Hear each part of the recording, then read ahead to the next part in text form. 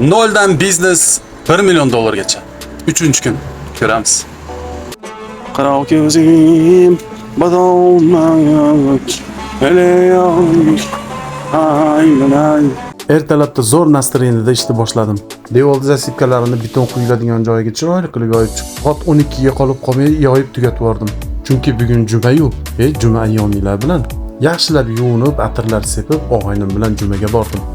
Jumani maza qilib og'aynim bilan o'qib, keyin ovqatlanishga bordik. Ovqatlarni shunaqa zo'r qilar ekan, shunaqa ham shirin ekan. Eng qiziqi bir kasasi 25 ming so'm non choy ichida ekan. Omad muzdek kola bilan maza qildim. Xonaga kelib ishni boshladim. Menga bitta skladni ko'rsatdi, mana shu yerda dedi, zo'r qilib, pokiza qilib tozala dedi. Faqat sekinroq qil, senga ish topib bera olmayapmiz dedi. Shu gap menga shunaqa yoqib ketdi.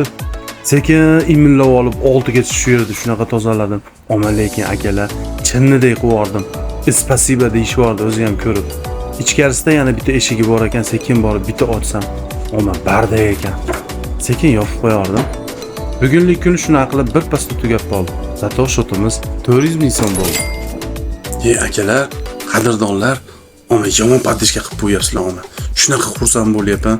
Bu ketishda boru 1 yilda emas, 1 yilga qolmay 1 million dollar qilib olsam kerak. Ammo qadrdonlar, men sizlarni boru I love you.